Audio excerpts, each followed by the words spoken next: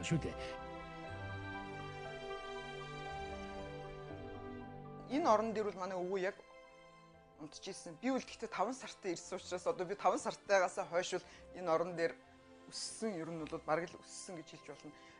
Ээж өвөө хоёр бол яг энэ орон дээр унтдаг байсан. Одоо тэгэхээр энэ орчин бараг л миний мэдхээр 70 настай одоо орохгүй. Энэ зээгт намлууд болохоор зэрэг энэ хоёр зээгт намл бол бүр 17 дугаар зууны зээгт намл. Энэ хоёрыг болохоор манай ээж өөрөө хийсэн. Хэдэн онд хийснийг би бас яг сайн санахгүй байна.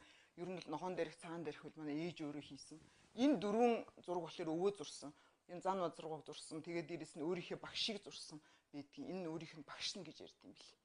Тэгээд энэ зураг бол энэ ногоон дээрх болохоор зэрэг зан зургийн яг өөрийнх нь хийсэн музейд байдаг юунаас даваа цэрэнгүй гэж баримлж хэвийг аваад хийж исэн гэж ярьд юм бэлээ. Гэхдээ энэ бол гипсээр хийсэн. Гэхдээ их гоё хийсэн учраас бид нэг өвөө хатглаад бид нэг хатглаад байждаг. Тэр цаг болохоор зэрэг юуны дэсэн цаг гэдэг юм бэл шин. Богд чинь өөрөө цаг цуглуулдаг байсан гэдэг юм бэл. Тэгжил ярдсан бэлээ би гэхдээ мэдгүй нөө. Дээр үед чи юм устгах явах үед устгах гэсэн газраас нь одоо нууцсан байдаг ч байсан юм уу? Тэндээс нь авчирч яг тэр үед бол социализмын үед чинь бараг л 20-той байхад миний мэдхээр ардын зураач төрийн шагналд нөгөө чултамгаа манай өвөө хоёр цуглуулдаг байсан. Ерөнхийдөө бол юу гэж ярьдаг байсан бэлэр Цэдэн Балгойч вэ?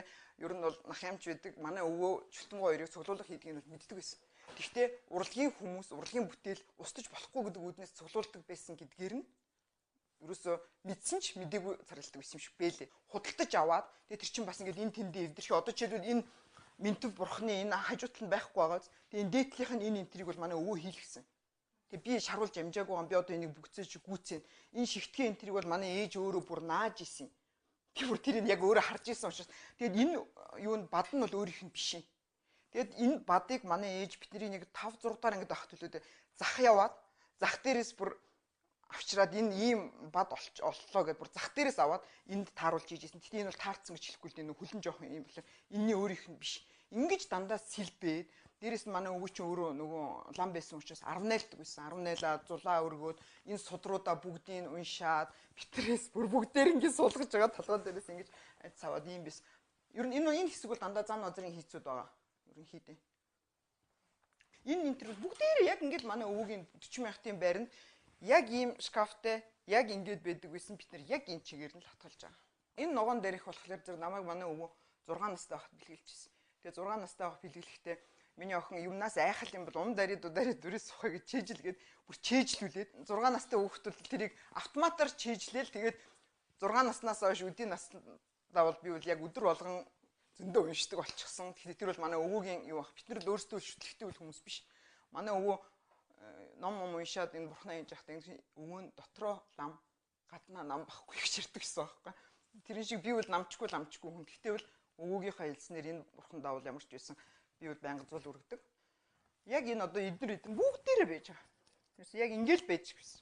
Бид нар яг тэрнгээр нь байлгаад энэ өлтөр эднэр энэ одоо хүний гавлаар хийсэн юм гэж ярьд юм бэл шүү дээ. Сонин хийцтэй юм. Ийм. Тийм бат. Тийм. Ийм сармагчингийн гавлан ийм жижигхэн юунууд нь булганаа дээр байгаа. Тэрэн дотор боронзоо зураад, бурхан зураад боронзоор нь яадаг байсан. Энэ манай өвөгийн үлжөө гэж зураг социализмын үед үсгэлэнд яваад алга болцсон байсан юм шиг билээ. Тэгээд Германы элчин сайдын яамд байж хахад бид нэр өргөдөл бичээд оронд нь олон зураг өгж байгаад энийг буцаж ирж Монголд нь авчирсан. Энэ манай эмээгийн будаага хатгалдаг байсан. Хөөрхөн саналах. Дотор нь будаага хийж хатгалдаг байсан. Энэ болохоор 17 дугаар зууны үеийн шир юм шиг байна. Би үл жоохон байхад л өвөө энд айгуу дуртай навдарыг нэг арчуулж би энийг байнга тослоод тэгээд жоохон байсан болооч тэр өвөө намайг тустаа гарахад минь энийг л надад өгөөрэй гэж би энийг байнга тосолдог байсан. Тэгээд энэ ширийг манай өвөө ярихдаа Монголд 2 байгаа нөгөөх нь олж авах юмсан гэж айгуу ярьдаг байсан. Гэхдээ би бол олоогүй. Өвөө ч өөрөө олоогүй. Гэхдээ энэ дахиад нэг Монголд байдаг гэж ярьдаг. Энэ танка болохоор бас 17 дугаар зууны энэ их гоё танка. Энэ дээр бүр нарийн харах юм бол энэ лам бүр дээрээ нүдний шилтэй. Нүдний шилээ ингээд дээрээ зүчгсэн их ойрхоноос харуул их сонин